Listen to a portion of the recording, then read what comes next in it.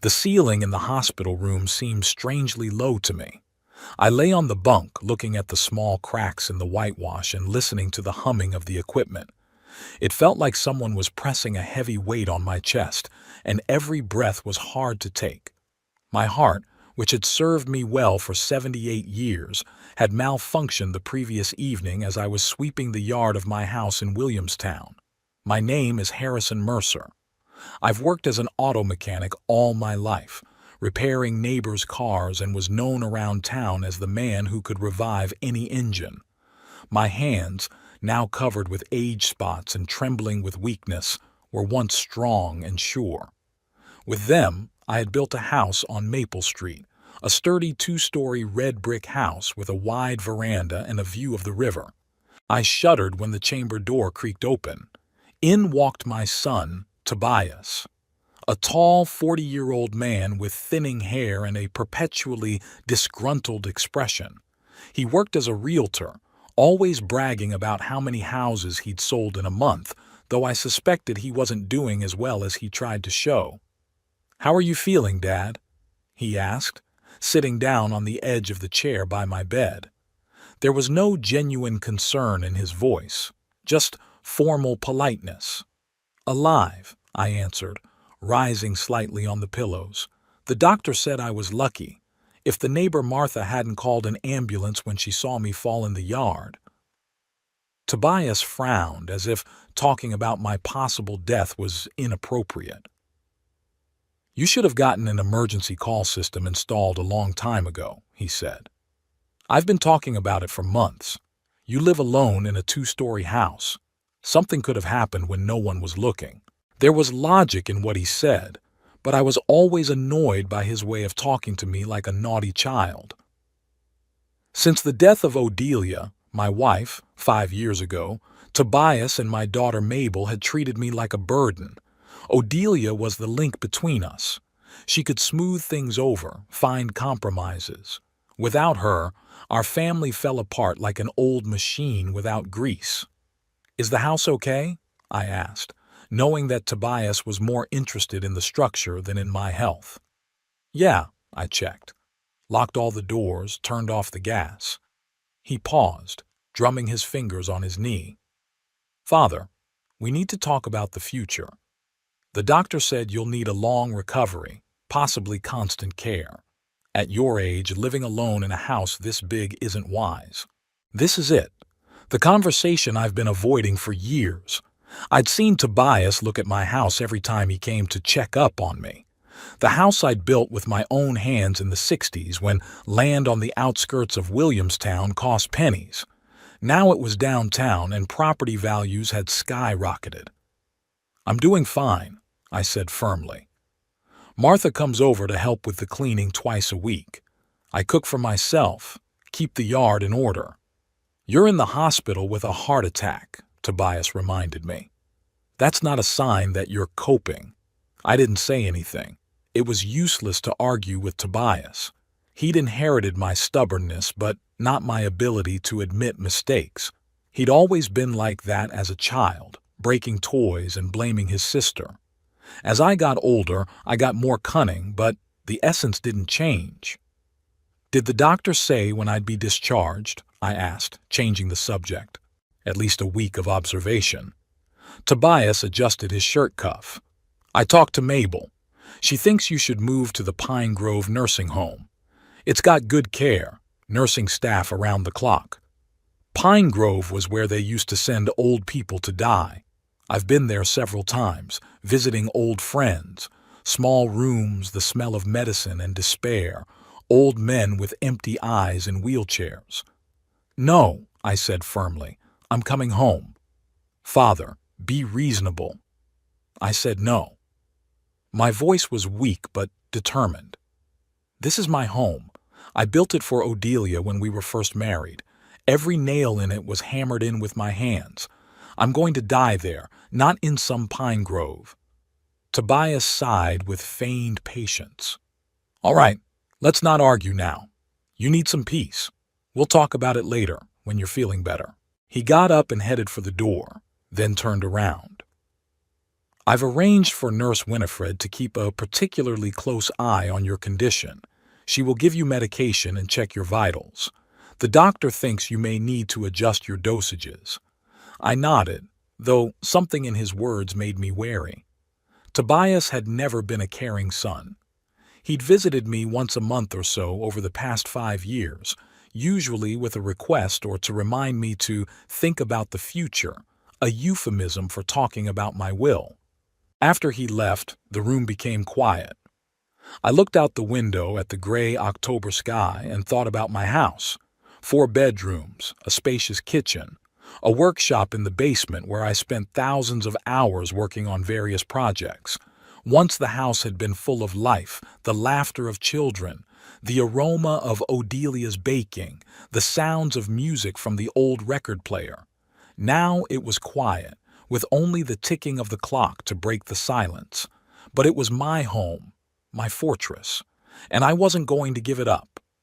In the evening, Nurse Winifred came in, a thin woman with sharp features and cold eyes. She checked my vitals, made a note in my chart, and took out a tray of pills. "Mr. Mercer, it's time for your medication." Her voice was professionally polite, but without warmth. "What are these?" I asked, looking at the different sizes and colors of pills. "Heart medication, painkillers, and sleeping pills," she answered in a high-pitched voice. Dr. Cumming had prescribed the full course. I took a glass of water and swallowed the pills one by one. Winifred watched me as if expecting me to try to deceive her. "Your son is very worried about you," she said, putting the tray away. "He told us to call him if there was any change." "Tobias has always been an anxious child," I replied, though I knew my son's anxiety had little to do with my health. Winifred left, and I felt the sleeping pills starting to take effect.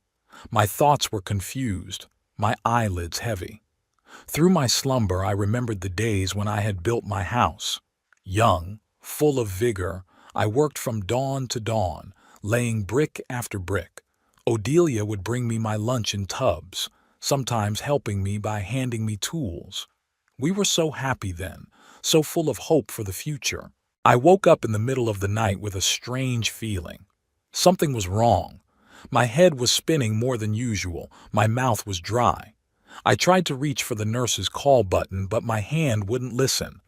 Panic gripped me. Is this another attack? With difficulty, I managed to sit up on the bed. The room swayed before my eyes like the deck of a ship in a storm. I took a few deep breaths, trying to calm myself down. Gradually, the dizziness lessened and I was able to stand up, holding onto the headboard. I needed to go to the bathroom, so I slowly made my way to the door in the corner of the room. As I passed the next bunk, I noticed that it was empty. The patient who had been there during the day had apparently been moved to another room. As I returned, I heard voices in the hallway. The door was ajar, and through the crack I saw Tobias talking to Dr. Cumming, a tall man with a graying beard. It was strange to see my son in the hospital so late. The clock on the wall showed it was early 1 in the morning. "His condition is stable, but given his age and medical history, the prognosis is cautious," the doctor said in a low voice. "How long can it take?" Tobias hesitated, searching for words. "A natural process." I froze, not believing my ears. My own son had asked the doctor how long I had to live. "It's impossible to say for sure," the doctor replied. "With proper care, Mr. Mercer might live a few more years." Tobias looked disappointed. "A few years? But his condition is critical, isn't it?" "Not exactly. The heart attack was serious but not catastrophic. With the right treatment and lifestyle—" "Doctor," Tobias interrupted him, lowering his voice so low I could barely hear him. "My father is suffering. He won't admit it, but I can see it. It's a disease that torments him. Can't you—" He paused. "Give him a stronger dose of painkiller. Something to help him, go away quietly." The blood froze in my veins. My own son asked the doctor to help me die. Not out of mercy. I wasn't in pain or asking to die. He wanted to get rid of me so he could have my house. Mr. Mercer, the doctor's voice turned cold. What you are asking for is illegal and against medical ethics. I cannot and will not give your father drugs to hasten his death. You don't understand, Tobias insisted. He's in agony. This life is not worthy of him. And the financial burden— I understand your concern, the doctor interrupted him, but it's my duty to look after the patient's health. Your father has been optimally treated, and I would advise you not to bring it up again unless you want the hospital administration to take an interest in your intentions. Tobias stepped back, raising his hands in a conciliatory gesture. Of course, doctor. I'm just worried about my father. I apologize if I misspoke. I flinched away from the door and hurried back to bed, trying to make sense of what I'd heard. My own flesh and blood wanted me dead, and not just wanted it. It was actively trying to hasten it by manipulating the doctors. With trembling hands, I pulled the blanket up to my chin and closed my eyes, pretending to be asleep when I heard the door open wider. Tobias's footsteps approached the bed and I felt his gaze on me. He stood like that for a few moments, just watching. Then he sighed and walked out of the room. I lay there with my eyes closed, but sleep wouldn't come. Memories swirled in my head. Tobias as a child, his first bicycle that I'd built from parts in my workshop, high school competitions where I'd cheered for him from the bleachers, college money troubles when I hadn't hesitated to give up my savings so he could finish his education. Where did I go wrong? When did my son turn into a man capable of wanting his own father dead for the sake of an inheritance? The morning found me awake. I had made a decision. If Tobias wanted to get rid of me, he would have to do better than that. I wasn't going to give up without a fight. I had to be careful, observant, and most importantly, pretend I didn't suspect anything. Nurse Winifred entered with a tray of pills, and I faked a sleepy smile. "Good morning, Mr. Mercer. How are you feeling today?" "A little better," I lied, though I actually felt worse after a sleepless night. "What kind of pills are those?" "The same as yesterday," she answered. "For my heart, for pain, and for sleep." I nodded and dutifully swallowed them, but I noticed that the blue pill she called a painkiller was larger than yesterday's. Probably just a different manufacturer. Or maybe Tobias had found a way to influence my treatment after all. As Winifred walked out, I reflected on my situation. If my own son wanted me dead, who could I trust? Daughter Mabel had been cold to me for years, especially after I refused to give her money for a failed business project. Mabel's granddaughter Claire was the only person in the family who seemed to genuinely care about me, but she was only 16 and living with her mother across town. I was alone against my own family, in a weakened state, dependent on medication given to me by people potentially under Tobias's influence. A noise came from the hallway. A new patient was being brought in. A short time later, the door opened and a bed was wheeled into the room. There was an older man about my age with a mop of gray hair and lively eyes. "Good afternoon," he said when the orderlies had gone. "Lester Watcom. We seem to be neighbors in misfortune." "Harrison Mercer," I introduced myself. "What happened to you?" "Pneumonia," Lester replied with a wry grin. "Third time in 2 years. My lungs aren't what they used to be. 40 years as a pharmacist, breathing all kinds of chemicals. And you?" "Heart. Had an attack while I was working in the yard." Lester nodded understandingly. "Yards are dangerous for our brother. Last year I broke my wrist trying to fix a fence. Wife won't let me go any farther than the porch with a shovel now. We got it talking. It was nice to talk to someone of my generation who understood my references and jokes. Lester turned out to be an interesting conversationalist. He'd seen a lot in his life, working in a pharmacy, knew everyone in town. "You said you were a pharmacist?" I asked, remembering my suspicions about the pills. 42 years behind the counter, he confirmed proudly. "I retired 5 years ago when the Med Farm chain bought our family pharmacy. You know, pharmacists used to be like doctors. People came in for advice. We knew all the customers by name, remembered their medical histories. You must have a good knowledge of medicines? Better than a lot of doctors, Lester grinned, especially the younger ones who can only prescribe what the drug companies recommend. I wondered if I should trust my suspicions to this man, but I didn't have much choice.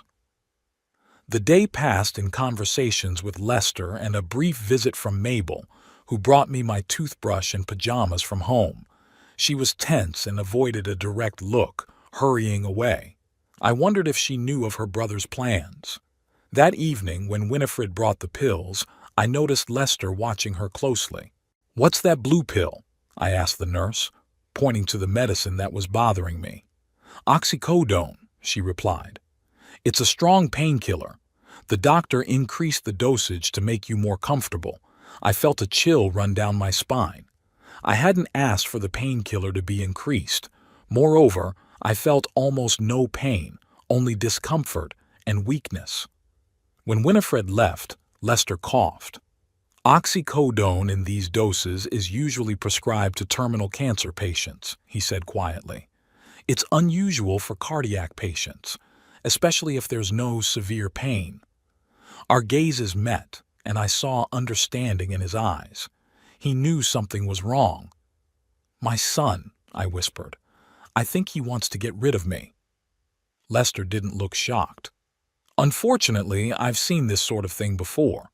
Not that often, but—" He shook his head. "Do you have something he wants?" "A house. I built it with my own hands in the 60s. It's worth a fortune now." Lester rubbed his chin thoughtfully. "If you're right, we need to be careful. Don't take those pills. I'll show you how to hide them." That night, as the room grew quiet, I heard the door open softly. Through my closed eyelids, I saw Tobias's silhouette creeping toward my bunk. He leaned over, peering into my face, checking to see if I was asleep. My breathing was slow and steady, pretending to be asleep. Tobias straightened up and whispered something I could barely hear. "It's time for you to go, old man. You've lived long enough." Then he went out as quietly as he had come in. I lay motionless, my heart pounding in my chest. I had no doubts now. My own son wanted me dead. "Give him a stronger dose," I whispered, remembering the conversation I had overheard. But he didn't know I was awake then. He didn't know that I had heard his request to the doctor, and most importantly, he didn't know that I had already started tampering with the pills that could kill me. The morning started with dizziness and nausea. I woke up feeling like the room was spinning around me.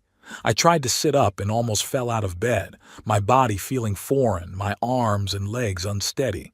It was strange because last night, following Lester's advice, I had hidden a blue oxycodone tablet under my tongue, and when Nurse Winifred turned away, I took it out quietly and clenched it in my fist. "What's the matter, Mr. Mercer?" Lester's voice sounded distant. "I'm dizzy." "Dizzy," I said, grabbing the bed rail. Lester pressed the nurse's call button and Winifred came in a minute later. She took my blood pressure, my pulse, and listened to my heart. "My blood pressure is low," she said. "It could be a reaction to the medication. I'll let Dr. Cumming know." When she left, Lester leaned over to me. "Did you throw that pill away?"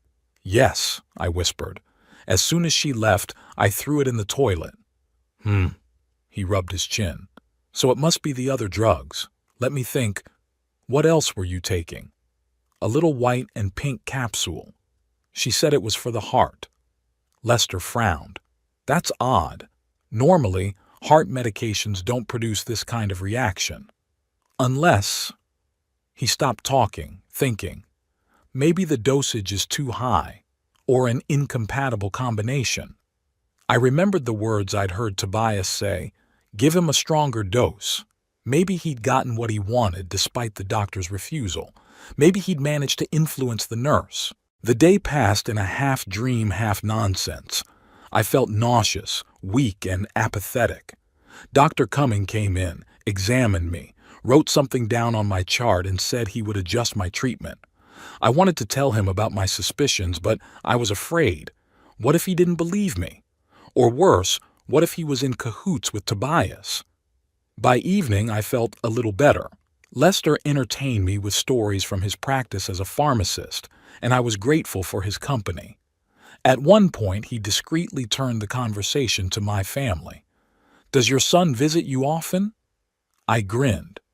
"More often than usual. Before the hospital, he came once a month, and that was if he needed anything." "And your daughter? Mabel?" I sighed. "She lives across town, busy with work. She runs a supermarket, always working overtime. Sometimes comes by with her granddaughter Claire." "Do you have a good relationship with your daughter?" I wondered.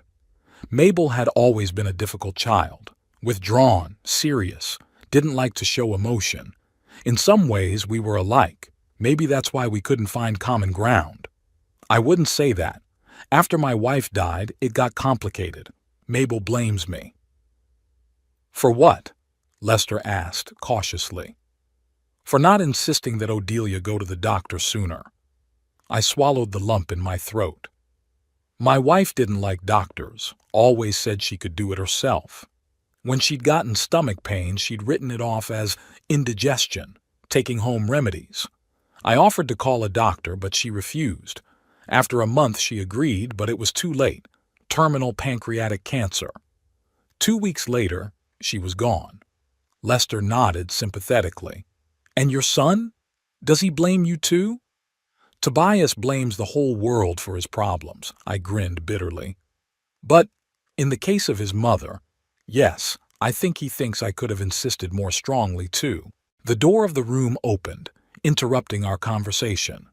Mabel entered, a tall, thin woman of 45 with her hair in a tight bundle. Her features were delicate, like Odelia's, but her face always expressed displeasure. "Hello, Father," she said as she approached the bed. "How are you feeling?" "I've been better," I replied, trying to sit up higher on the pillows. Mabel helped me get comfortable, adjusting the blanket. There was no warmth in her movements, only mechanical concern. "The doctor said they'll keep you here for at least a week." She set a bag of fruit on the nightstand. "I brought apples and grapes, and clean pajamas." "Thank you," I nodded. "How's Claire?"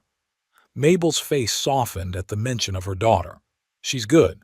She's getting ready for college. She wants to go to medical school." "I always knew she'd make a good doctor," I smiled. "She has a good heart." Mabel remained silent, looking at Lester, who was tactfully pretending to read a book. "This is Lester Watcombe, my roommate," I introduced him. "Lester, this is my daughter Mabel." They exchanged polite nods. "Did Tobias come by?" Mabel asked, sitting down on the edge of the chair. "Yesterday," I answered, watching her reaction carefully. "He said he was talking to you about the nursing home." Mabel pressed her lips together. "Yes, we discussed the options." "Father, you can't continue to live alone in a house this big. You'll need constant care after you're discharged. Nursing care maybe, but not a nursing home," I said firmly. "You could hire a caregiver for the first time." "It's expensive," Mabel objected. "I have savings." "Which would run out quickly if I spent it on a private caregiver." I looked at my daughter more closely. She didn't sound as insistent as Tobias. She spoke practically, but with no ulterior motive. Mabel had always been judicious, even cold, but not angry. "Do you agree with your brother?" I asked bluntly.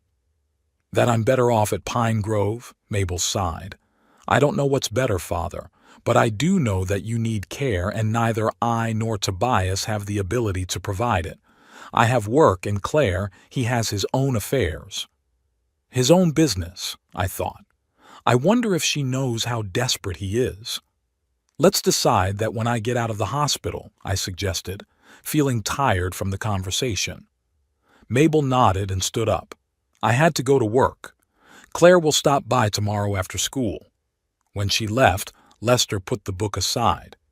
"It doesn't look like your daughter is in cahoots with your son," he said.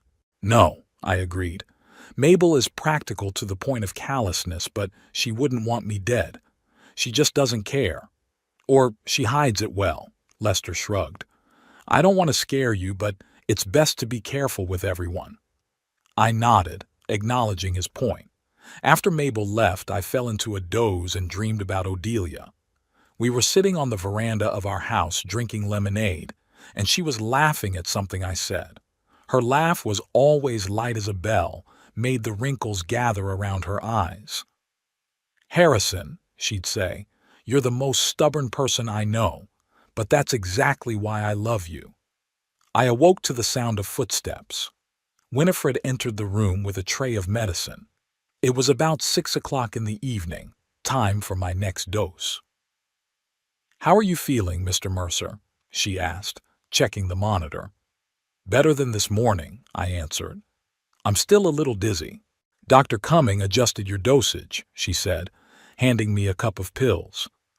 "Remove the oxycodone since you're not complaining of much pain."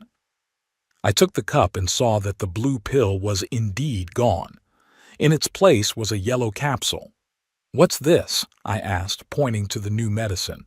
"It's a sedative, a mild sedative. It'll help you sleep better." Out of the corner of my eye, I saw Lester shake his head slightly. We agreed that I would show him all the new medications before I took them. "Can I ask for a bigger glass of water?" I asked Winifred. "This one is too small. It's hard for me to swallow." She nodded and walked out. As soon as the door closed, I showed the pills to Lester. "What do you think?" He examined the capsules carefully. "The white one is definitely a heart medicine, looks like digoxin. The pink one's probably a statin for cholesterol. But the yellow one," he frowned, "could be a benzodiazepine, judging by the shape and color. It's a sedative, but it's pretty strong. Combined with heart meds can produce dangerous side effects, especially in the elderly. Slow breathing, drop in blood pressure." She said the doctor prescribed it. Lester shook his head. "It was possible. But it's also possible that the nurse is acting at your son's behest. It's the middle ranks who are the easiest to influence. They dispense the medication, but are rarely scrutinized." Winifred returned with a large glass of water. I thanked her and pretended to swallow the pills, actually hiding them behind my cheek. When she left, I quickly pulled them out and showed them to Lester. "What am I supposed to do with them?" "Throw the yellow one away," he advised. "The others are probably really for the heart, but you have to be sure." He thought for a moment.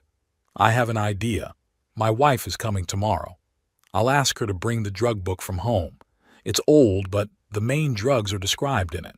The next morning I felt better. I guess the effects of the previous medication were starting to wear off.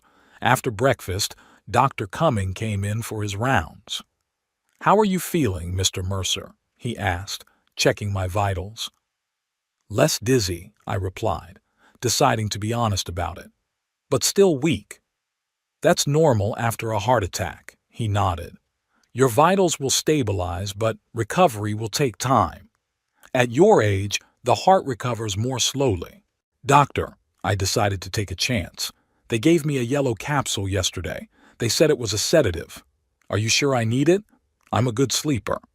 Dr. Cumming frowned. "I didn't prescribe a sedative, just heart medication and vitamins." We exchanged glances with Lester. So Winifred was acting on her own initiative or at Tobias's behest. "Maybe it was a mistake," I suggested, not wanting to blame the nurse right away. "Maybe it was mistaken for another patient." "Maybe," the doctor replied, but I could tell from his tone that he didn't believe it was an accident. "I'll check it out. If you are given anything that was not in my prescriptions, let me know at once." When the doctor left, Lester shook his head. "Your son is acting through a nurse. It's bad enough, but now the doctor's been warned. It'll be harder to slip you something dangerous." I sighed, feeling a mixture of relief and bitterness.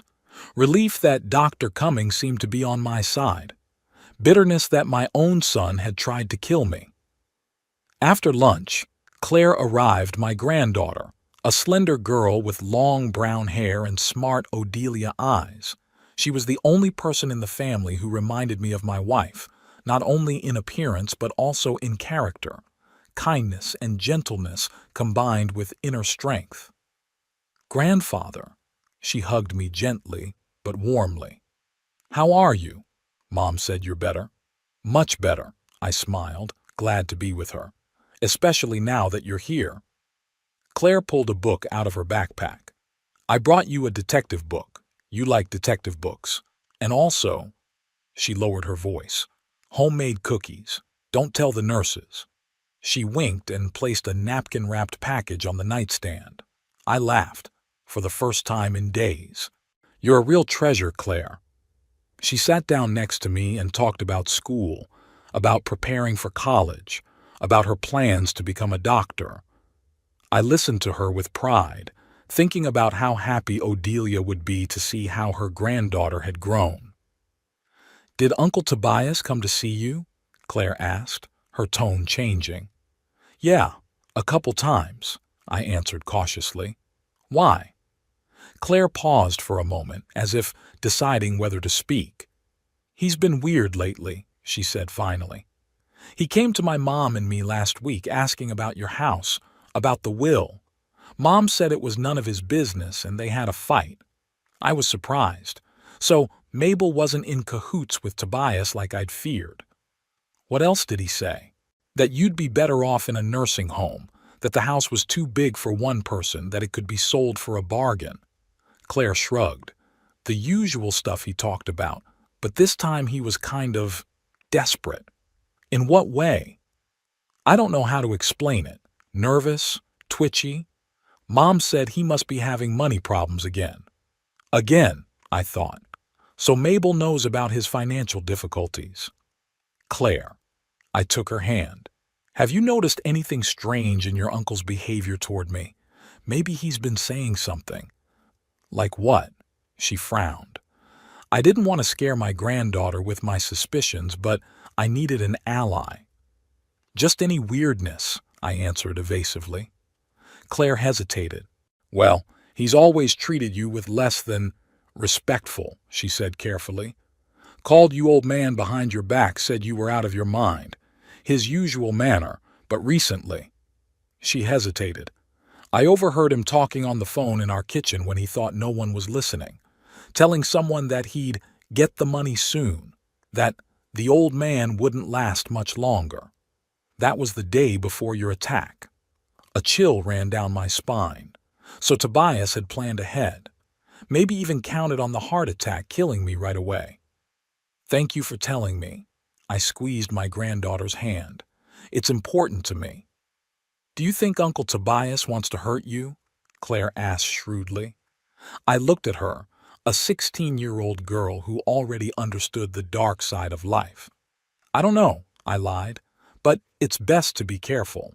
When Claire left, promising to come back in a couple days, Lester, who had tactfully pretended to doze off during our conversation, opened his eyes. "Smart girl," he remarked. "And she loves you." "The only one in the family," I sighed. "Sometimes I think she's more Odelia's granddaughter than mine, just as kind and perceptive. I apologize for exceeding the character limit. I will recalculate accurately and redo the chapter within the stated limit of 9,000 to 100,000 characters." On my third day in the hospital, I became finally convinced that Tobias was indeed trying to hasten my death. This realization did not come as a sudden revelation, but as a gradual putting together of puzzle pieces. The overheard conversation with the doctor, the strange medications they were trying to give me, the insistence on the house and will all indicated that my own son wanted to get rid of me. "Mr. Mercer, it's time for your medication," Winifred said, entering the room with the familiar tray. I smiled and obediently took the cup of pills. After talking to Dr. Cumming, the blue oxycodone pill was gone, as was the yellow capsule. Only the white and pink ones, the ones Lester had identified as heart medications. "Thank you," I said, pretending to swallow them but actually hiding them under my tongue. When Winifred came out, I showed the pills to Lester. "Are you okay?" I asked. Lester examined them carefully, checking them against the reference book my wife had brought. "Yes, they're standard heart medications. The white one is digoxin, the pink one is a statin. They should be taken." I swallowed the pills, feeling relieved. After the incident with the yellow capsule, Dr. Cummings seemed to have taken more control of my treatment, but I realized Tobias wouldn't give up so easily. We need to continue to be careful, I told Lester, and start collecting evidence. Lester nodded. What do you mean? Evidence that Tobias wants me dead. If I just say it, no one will believe me. They'll think it's an old man's paranoia.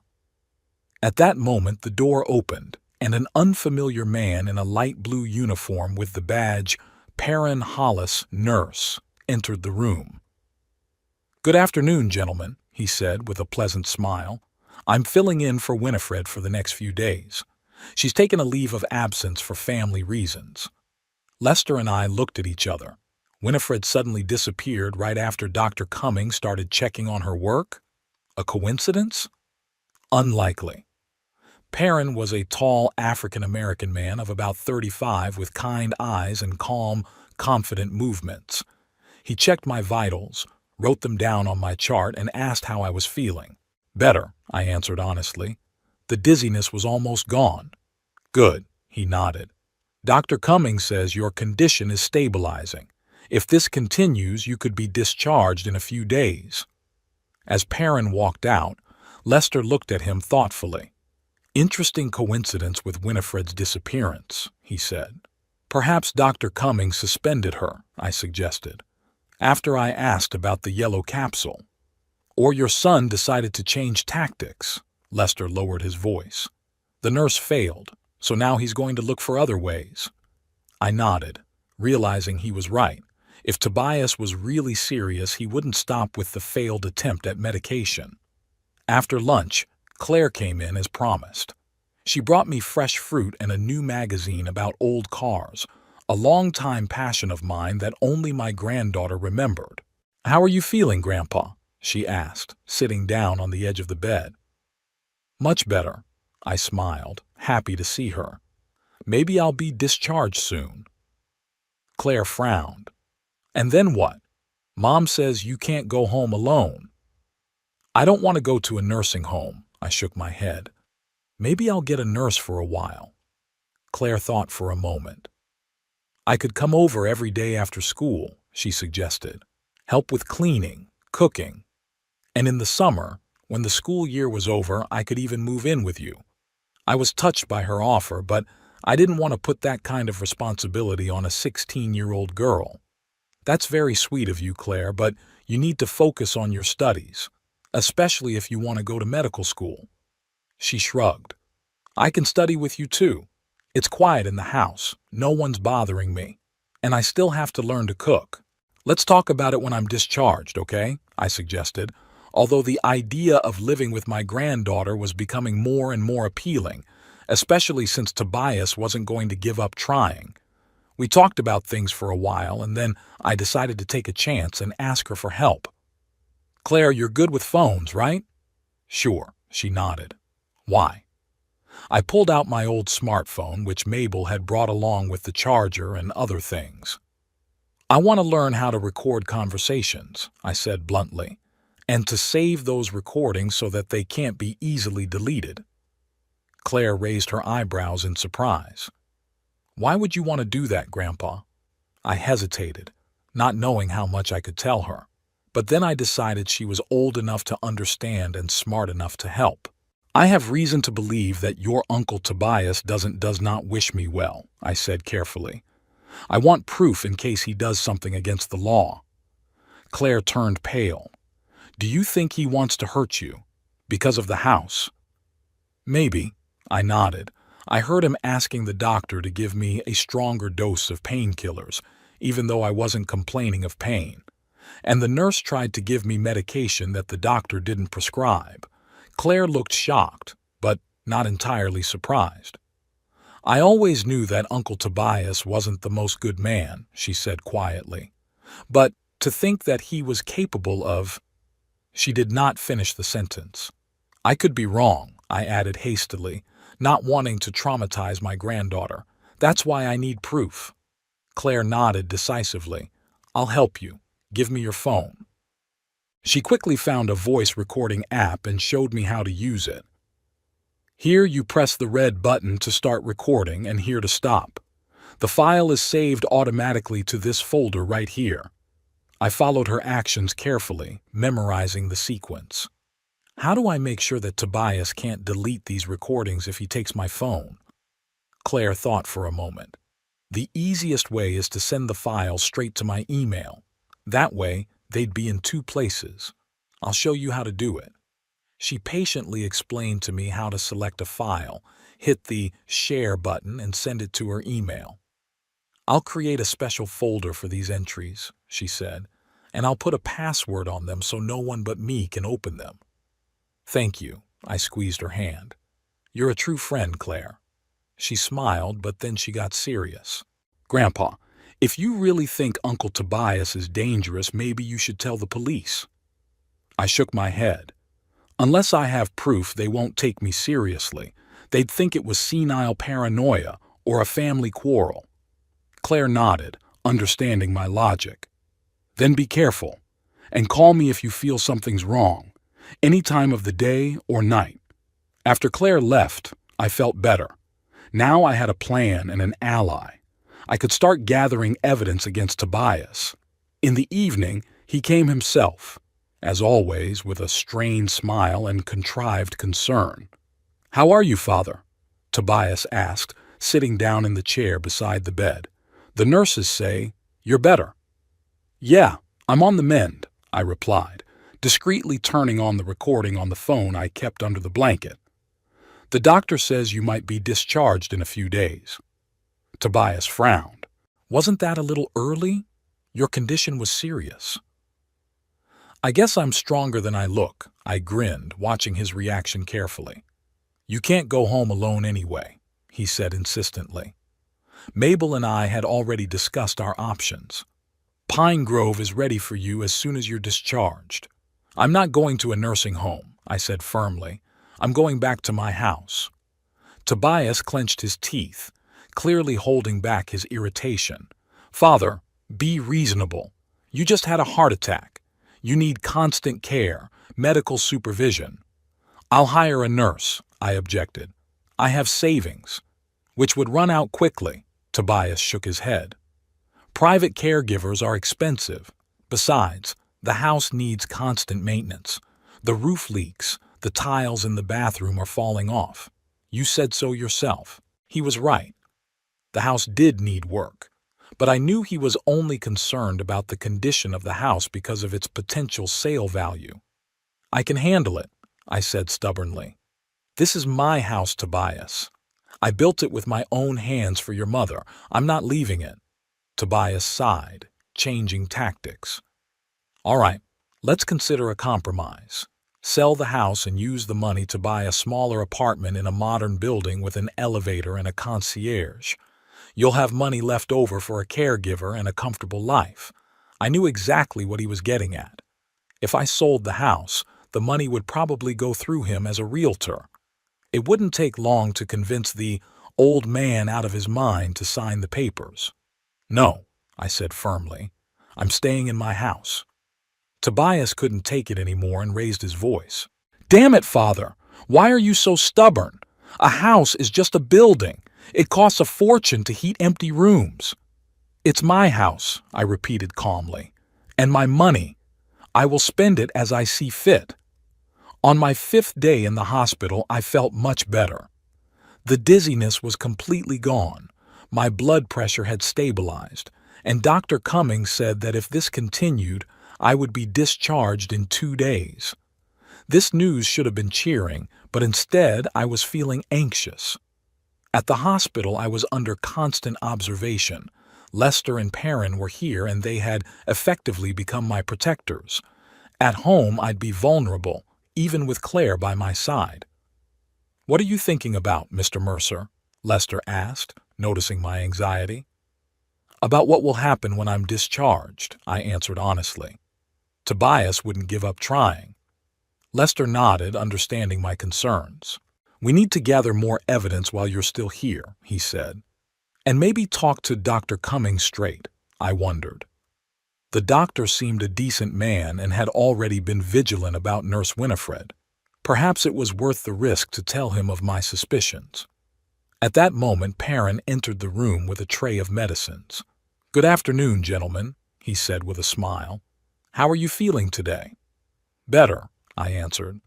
"The doctor says you'll be discharged soon." Perrin nodded. "Yes, your vitals are much improved, but you still have to be careful for the first time after you're discharged." I took the pills without fear.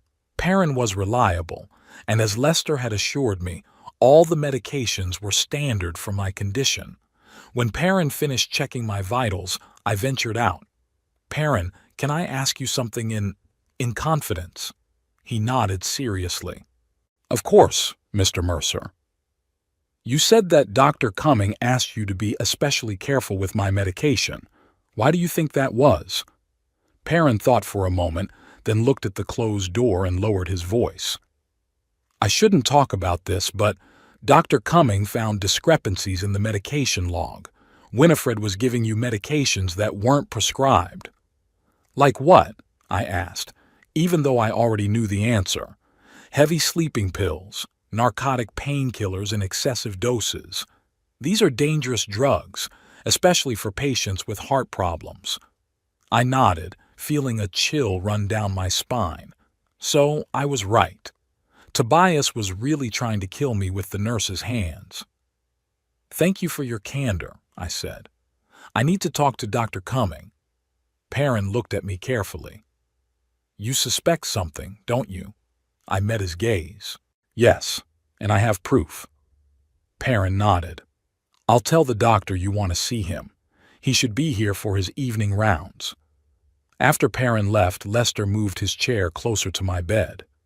"Are you sure you want to tell the doctor?" he asked quietly. "Yes," I nodded. "I need allies. An official confirmation that Winifred was giving me dangerous drugs would be important evidence." Lester agreed, though I could see the worry in his eyes.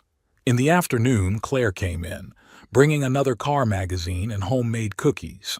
She was in high spirits. "I talked to Mom," she said, sitting down on the edge of the bed. "She's agreed to let me move in with you for the summer, and she'll bring me every day after school for the rest of the school year." I smiled, touched by her concern. "Thank you, Claire, but are you sure you want to do this? Taking care of an old man isn't the most fun for a girl your age." She snorted. "First of all, you're not just an old man. You're my grandfather. Second, you're not that infirm. And thirdly," she turned serious, "after what you told me about Uncle Tobias, I don't want you to be alone." I squeezed her hand, feeling deeply grateful. "Did you check the mail?" I asked quietly. "I sent another entry yesterday." She nodded. "Yes, I got it. It's impressive how persistent he's been in trying to convince you to sell the house. Any news on him? You haven't heard anything about his, financial situation?" Claire paused, as if deciding whether to speak. "Actually, yes," she said finally. "Mom was on the phone yesterday with Aunt Judith. You remember the friend of Mom's who works at the bank? She said that Uncle Tobias tried to get a big loan against the house he's supposedly going to inherit soon. He was turned down because he couldn't provide any documentation to prove his inheritance rights. I felt my heart quicken its rhythm. This was it. Confirmation that Tobias was really counting on my death and inheritance. "What else did you hear?" "Mom said he was in serious debt trouble. Some people were coming to their house demanding money.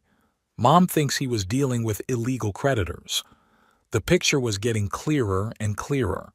Tobias was desperate, cornered by debt, and he saw my house as the only way out. "Thank you for telling me." I squeezed my granddaughter's hand. "It's important information." Claire looked worried. "Grandpa, I'm scared. If Uncle Tobias is really that desperate—" "Don't worry," I tried to reassure her. "I'll be careful, and I have proof of his actions." After Claire left, I shared the new information with Lester. He shook his head. "Debts and creditors. That explains his desperation. People who give illegal loans are not known for patience or mercy. Dr. Cumming came in the evening. He examined me, checked my vitals, and said I was doing well. If this continues, you can be discharged on Thursday, he said with a smile. Doctor, I need to talk to you, I said when he was finished. In private. Dr. Cumming glanced at Lester, who nodded tactfully. I can step outside for a few minutes, he suggested. No, stay, I said. You already know everything I want to tell you. Dr. Cumming sat down in a chair by the bed, looking at me expectantly. I'm listening, Mr. Mercer. I took a deep breath and began to talk about the conversation I'd overheard with Tobias, about the strange medication, about my son's persistent attempts to convince me to sell the house or rewrite my will. The doctor listened attentively without interrupting. Do you have any proof? He asked when I was finished. I have records of conversations with Tobias, I nodded, and I understand you have records of Winifred giving me non-prescription drugs. Dr. Cumming rubbed his chin. Yes, we found serious irregularities in Winifred's nursing work. She's been suspended pending an internal investigation. Do you think my son may have influenced her? Dr. Cumming chose his words carefully. I can't make accusations without proof, but the coincidence is really suspicious, especially given your story. What should I do? I asked you bluntly. If you think your life is in danger, you should go to the police, Dr. Cumming replied. For my part, I can provide medical records confirming irregularities in the dispensing of medication.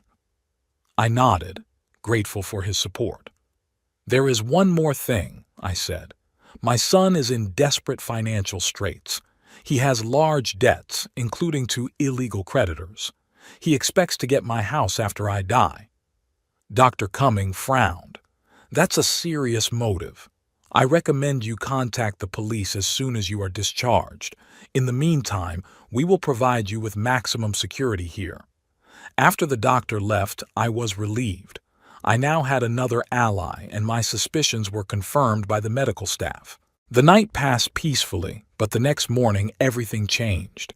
I awoke to a strange sensation. Someone was in the room. When I opened my eyes, I saw Tobias standing by my bunk with a syringe in his hand. He was leaning over the IV attached to my arm. What are you doing? I asked sharply, fully awake from the shock. Tobias flinched and recoiled, trying to hide the syringe behind his back. Nothing, he answered quickly. I was just checking to see if everything was all right. You were sleeping so soundly, with a syringe in your hand?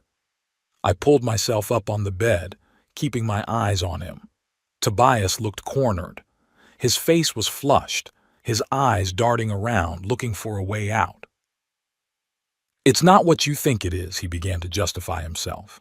What am I supposed to think? I asked, fumbling for my phone under my pillow and discreetly turning on the recording. You're standing over my bed at 6 in the morning with a syringe, about to inject something into my IV. What am I supposed to think, Tobias? Lester woke up from our conversation and sat up on his bed, quickly assessing the situation. I'll get the nurse, he said, reaching for the call button. Don't you dare, Tobias shouted, taking a step toward him. At that moment, the door opened and Perrin entered the room with a tray of morning treatments. Seeing Tobias with a syringe, he instantly assessed the situation. What's going on here?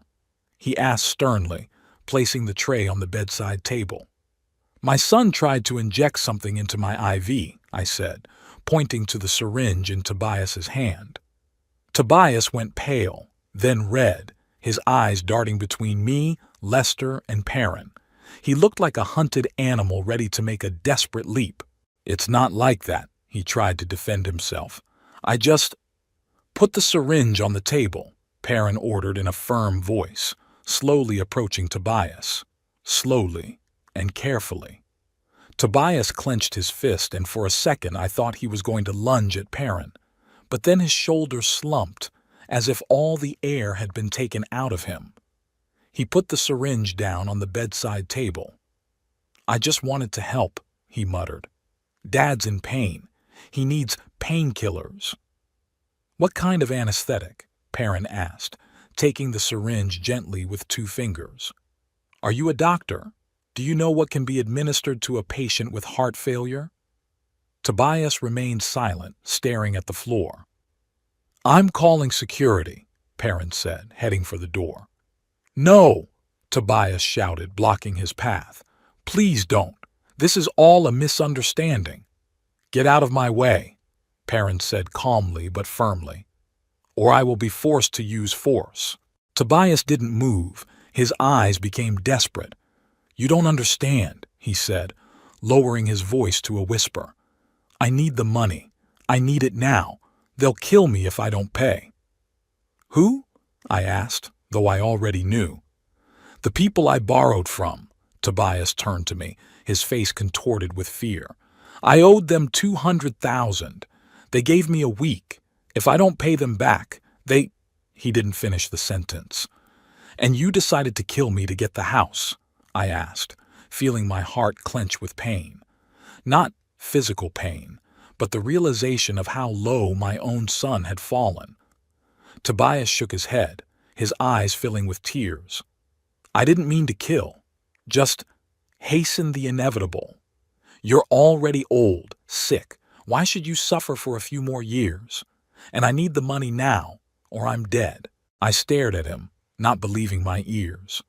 My son, the one I'd raised, the one I'd given everything I could, was justifying trying to kill his own father by saying I didn't have long to live anyway. "How could you, Tobias?" I asked quietly. "I'm your father."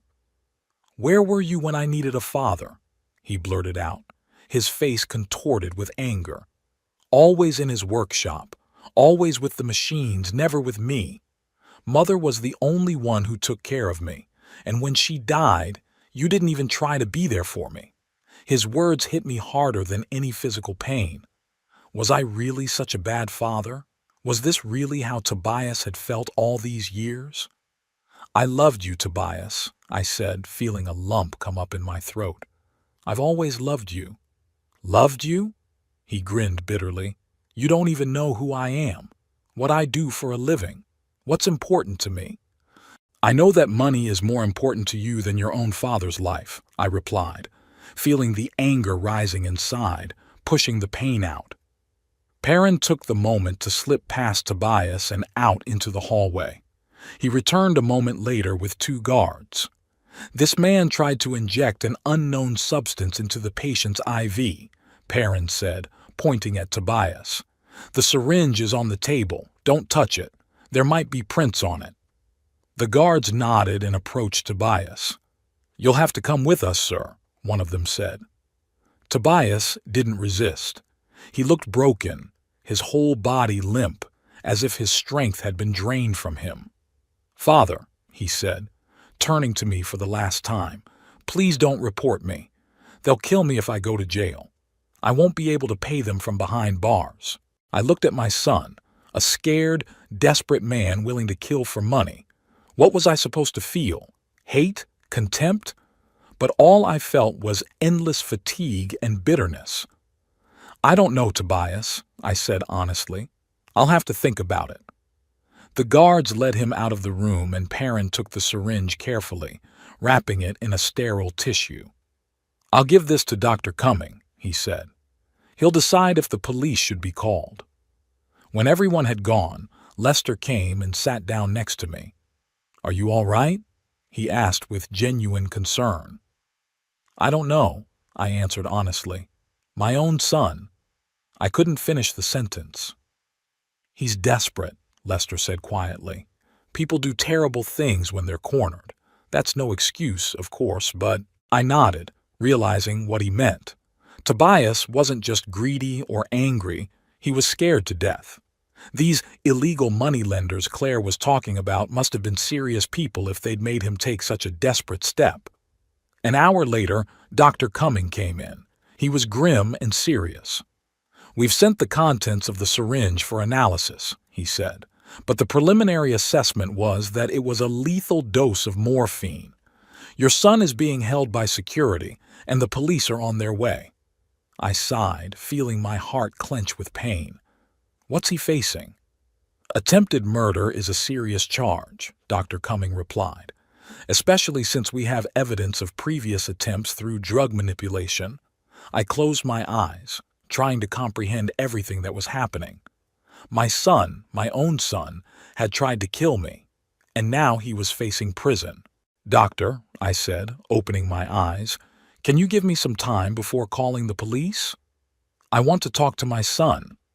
Dr. Cumming looked surprised. "Are you sure? After what he tried to do?" "Yes," I nodded. "He is my son after all, and I want to know why he's gotten to this point." The doctor hesitated but then nodded. "Good. I'll have the guards bring him here, but they'll be outside the door and at the first sign of danger." "I understand," I interrupted him. "Thank you." 20 minutes later, the guards brought Tobias in.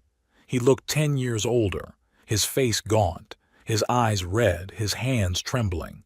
"Sit down," I said, pointing to a chair by the bed. Tobias sat down obediently, not looking up. "Tell me everything," I demanded. "About the debts, about the creditors, about how you got to this point." And Tobias did.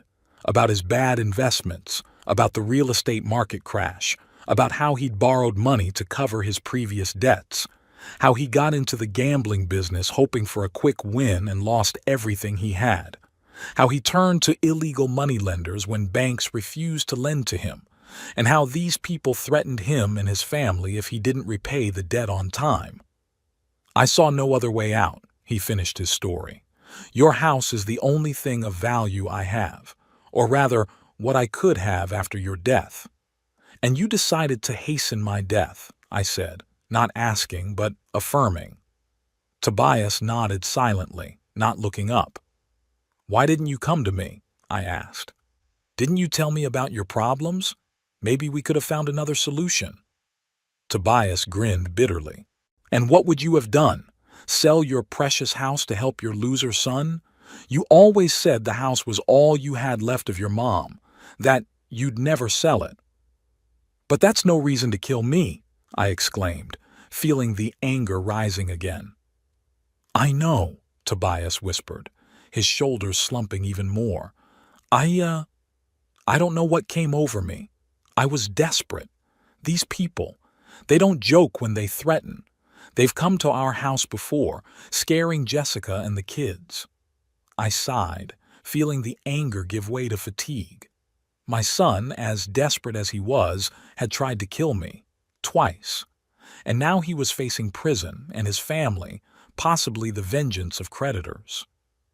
"How much do you owe?" I asked after a long silence. 200,000, Tobias answered without looking up, plus interest, which goes up every day. I nodded, accepting the decision. "I'll pay your debt," I said, feeling Lester look at me in surprise, "but on a condition." Tobias looked up, a flicker of hope in his eyes. "What condition?" "You get treatment for your gambling addiction. You'll never gamble again." "Never again, Tobias. That's my only condition." Tobias looked shocked. Will you pay my debt? After what I tried to do?" "You're my son," I answered simply. "No matter what. But if you break the condition, if you start gambling again or get into debt, I won't help. And yes, I will file a police report for attempted murder." Tobias looked at me with wide eyes that were a mixture of disbelief, gratitude, and shame. "Why?"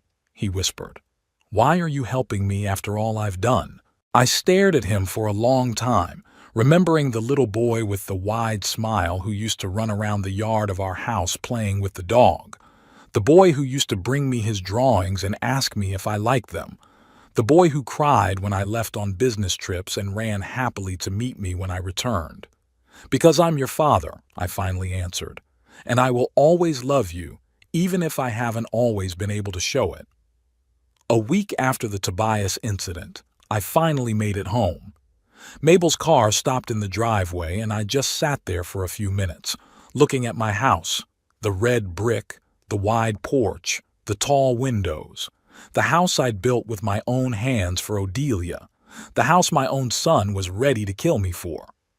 "Are you all right, Father?" Mabel asked, turning off the engine. "Yes," I nodded, opening the door.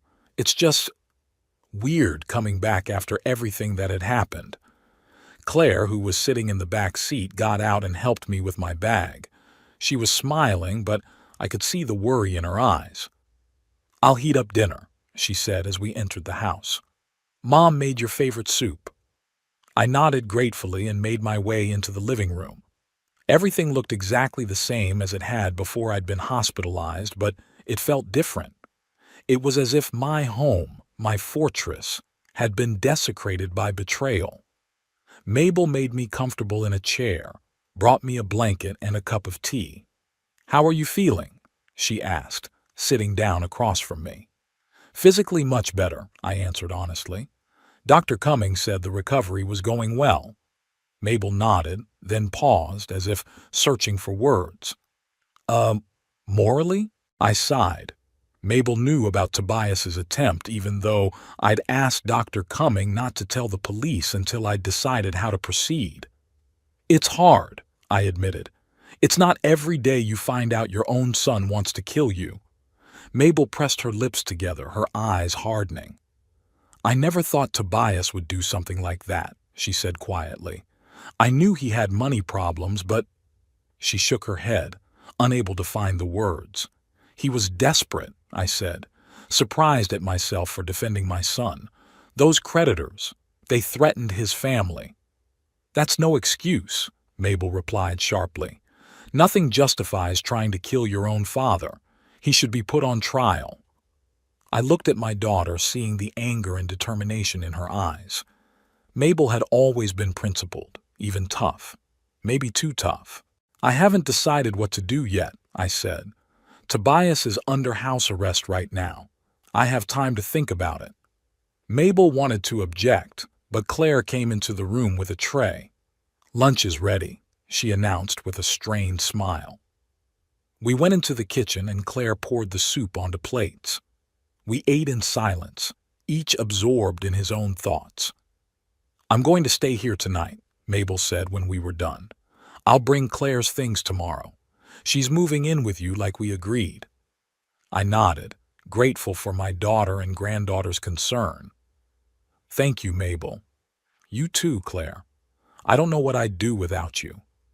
That evening, after Mabel had gone to the guest room and Claire was helping me take my medicine, I decided to have the conversation I had been putting off. "Claire," I began as she handed me a glass of water, "are you sure you want to live here with me? After everything that's happened with Tobias, I wouldn't want you to feel like you were in danger." Claire shook her head decisively. "I'm not afraid, grandfather. Uncle Tobias is under house arrest and the police are watching him. Besides," she smiled, "you didn't handle him alone in the hospital, and I'm much younger and stronger than you." I grinned, touched by her bravery. "You are definitely Odelia's granddaughter," I said fondly. "Just as brave and determined." Claire sat on the edge of my bed. "Grandpa, what are you going to do about Uncle Tobias? Mom says he should be sent to prison, but you don't think so?" I finished for her. Claire shrugged her shoulders. "I don't. What he did is terrible, but he's still your son and my uncle." I sighed, understanding her conflicted feelings. "I don't know either, Claire. On the one hand, what Tobias did was unforgivable. On the other hand, he was in a desperate situation, and prison isn't going to make him any better." "Are you really going to pay his debt?" Claire asked. "Mom says it's crazy." "I'm thinking about it," I answered honestly. "Not for Tobias's sake, but for Jessica and the kids. They shouldn't have to suffer because of his mistakes." Claire nodded, understanding my logic. "Whatever you decide, I'll support you," she said, squeezing my hand. I lay awake long into the night, thinking about Tobias, about his attempted murder, about his debts and despair. I remembered him as a child, a naughty but generally happy boy. When did he change? When did money become more important to him than family? Maybe Mabel was right, and he should answer for his actions to the law. But what good would that do? Tobias would get jail time. His wife and children would be left unsupported, possibly threatened by creditors. And our family would finally fall apart. I made my decision this morning. After breakfast, as Mabel was about to leave, I asked her to stay late. I want to meet Tobias, I said. Here, at my house. And I want you and Claire to be there. Mabel frowned. Why? He tried to kill you, Father. Twice. I know, I nodded. But before I decide whether to file a police report, I want to talk to him. The whole family. Mabel hesitated but then nodded. Okay, I'll call the officer who's watching him, but I don't think talking will make any difference. 2 hours later, a police car brought Tobias in. He entered the house, accompanied by an officer, gaunt, with circles under his eyes, in wrinkled clothes. Tobias looked 10 years older. Wait outside, I said to the officer. I'll call if I need you. When the officer left, it was just the four of us, me, Mabel, Claire, and Tobias. We sat in the living room, and a heavy silence hung in the air. Why did you call me? Tobias finally asked, without looking up. I want to talk about what happened, I answered. And what's going to happen next? Tobias looked up, and I saw a mixture of fear and despair in his eyes. Are you going to apply? He asked bluntly. That's up to you, I answered. I have proof of your 2 attempted murders, taped conversations, medical records, witness statements, enough to get you serious jail time. Tobias turned even paler. His hands began to tremble. But there is another way, I continued. I'm willing to pay your debt and not file a police report, with conditions. What conditions? Tobias asked, hope in his voice. First, you'll undergo a full course of treatment for your gambling addiction. Second, you'll find a normal job, not as a realtor but something stable, with a fixed salary. Third, you'll visit me, Mabel, and Claire regularly to rebuild family ties. And if I refuse? Tobias asked, though his face showed that he already knew the answer. Then I'll turn the evidence over to the police, and you'll go to jail, I said calmly. The choice is yours. Mabel looked at me with surprise and disbelief. Father, are you serious? After everything he's done, you're giving him a second chance? I turned to my daughter.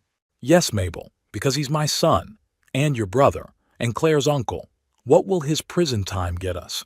Only more pain and destruction. Mabel shook her head but didn't argue. What's your decision, Tobias? I asked, turning to my son. Tobias was silent for a long time, staring at the floor. Then he looked up, and I saw something in his eyes that I hadn't seen in years' sincerity. I agree, he said quietly. I'm sorry for what I did. I'm sorry I got to this point, and I want to change. I nodded, accepting his decision. Okay. Tomorrow you and I and the officer will go to your creditors and settle the debt, and then I'll sign you up for the clinic. After that conversation, something changed in the atmosphere of the house. It was as if the heavy cloud hanging over us began to dissipate. Mabel was still tense and distrustful, but not so adamant. Claire looked relieved, though wary, and I felt strangely calm, as if I'd made the right decision. The next day, Tobias, the officer, and I did go to see his creditors, 2 grim men in expensive suits who received us in an office with curtained windows. I paid $220,000, the entire amount owed with interest, and got a receipt for full repayment. Tobias didn't look me in the eye as we left, but I could see his shoulders straighten as if a heavy weight had been lifted from them. A week after I got home, I called my lawyer and asked him to come over. Morrow Jenkins, a gray-haired man about my age whom we had been friends since high school, arrived the same day. I want to change the will, I said as we settled into my office. Because of what happened to Tobias? Morrow asked bluntly. He knew what had happened. News travels fast in a small town. Yes, I nodded, but not just because of that. I want my house to go to Claire when I die. She's the only one who really cares about me, and the only one who values this house not for its market value, but for the memories that come with it. Morrow wrote down my wishes. And Mabel and Tobias? Mabel will get my savings about $100,000. Tobias, I wondered. Tobias will get my workshop with tools and the old Ford Mustang I've been restoring. The car is worth about $30,000 if he wants to sell it. Are you sure? Morrow asked, looking at me carefully. After what he tried to do, I'm sure, I nodded. I don't want him to be left with no inheritance at all. It would only make him more bitter and resentful. But I can't trust him with the house either. Morrow nodded, accepting my arguments. There is one more condition, I added. Tobias gets his share of the inheritance only if he completes a full course of treatment for his gambling addiction and doesn't relapse within a year of my death. Otherwise, his share goes to Claire. Morrow raised his eyebrows. An unusual condition, but I can include it. Who will verify compliance? Mabel, I answered. She won't let Tobias cheat the system. When Morrow left, promising to have the documents ready by the end of the week, I went out onto the veranda and sat in the old rocking chair. The day was clear, sunny, and I looked out at my manicured yard, at the flower beds that Odelia had once planted and that my neighbor Martha now maintained. Claire came out to me with a cup of tea. "Is everything all right, Grandpa?" she asked, sitting down beside me. "Yeah," I nodded, just thinking about life, about family, how things have changed over the years. Claire was silent, giving me a chance to speak. "You know," I continued, "when I built this house, I dreamed that it would be a place where our family would gather for the holidays, where my grandchildren would grow up, where there would always be laughter. But life has taken a different course." "It's not too late," Claire said quietly. "A family can be a family again." I looked at my granddaughter, a smart, kind girl, so much like Odelia. "You're right," I agreed. "Maybe what happened will be the beginning of something new. Maybe Tobias will really change. Maybe Mabel will be a little softer. Or maybe," Claire smiled, "we'll just get together more often, like for dinner this Sunday?" I laughed, feeling the heaviness of the last few weeks begin to recede. "That's a great idea. We'll invite Mabel and Tobias and their family. And Lester and his wife, I promised him I'd show him my collection of old car parts." Claire nodded, clearly pleased with my enthusiasm. "I'll make apple pie from my grandmother's recipe." We sat on the veranda, watching the sun slip toward dusk, and I thought about the strange turn my life had taken. My own son had tried to kill me, and now he was getting a second chance.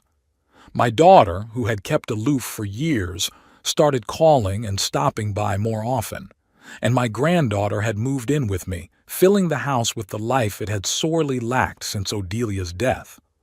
That night, lying in bed, I thought of Tobias, of his despair and his attempted murder. I hadn't forgiven him. The wound was too fresh. But I gave him a chance to redeem himself, a chance to be a better man. I'm not sure he deserved it, but I knew Odelia would approve of my decision. She always believed in second chances, in the possibility of redemption. I fell asleep thinking that maybe something good would come out of this dark story after all. Maybe our broken family would finally begin to heal. And maybe this house I had built with my own hands would once again become a home in the full sense of the word, a place where a loving family gathers. The next day I met Tobias at the clinic where he had been admitted for treatment. He looked lost and scared, but I could see the determination in his eyes. "Thank you," he said quietly as we said goodbye. "For the second chance. I know I don't deserve one." "Prove that I wasn't wrong to give it to you," I said, shaking his hand. That evening I sat in my office going through old photographs. Odelia and the kids on a picnic by the lake. Tobias on his first bicycle. Mabel in her prom dress. Claire, just born, in the arms of her happy grandmother. I selected a few snapshots and framed them on the mantelpiece in the living room. Family photos, a reminder that no matter what, we are still a family, broken, scarred, but family. On Sunday night, everyone gathered at my house for the first time in years. Mabel, Tobias and his wife and children, Claire, Lester and his wife Marion, even the nurse Perrin, whom we had befriended during my hospital stay. The atmosphere was tense, especially between Mabel and Tobias, but gradually the ice began to melt. After dinner, when everyone had dispersed to different rooms, the children were playing in the living room, the women were discussing recipes in the kitchen, and the men were gathered in my office. I felt a strange peacefulness. Maybe it was because my house was full of life again. Maybe because of the realization that I'd made the right decision in giving Tobias a chance at redemption. Or maybe it was simply because I'd survived and had the opportunity to see my family begin to relearn how to be a family. I stood at my study window, looking out at my garden, lit by the setting sun, and thought about Odelia. What would she say if she saw us now? Would she approve of my decision? I think so. She's always believed in the power of forgiveness and second chances. "I did what you wanted me to do, Odelia," I whispered, looking at the setting sun. "I kept our family together, as much as I could." And I thought the slight breeze that ruffled the curtains was her answer.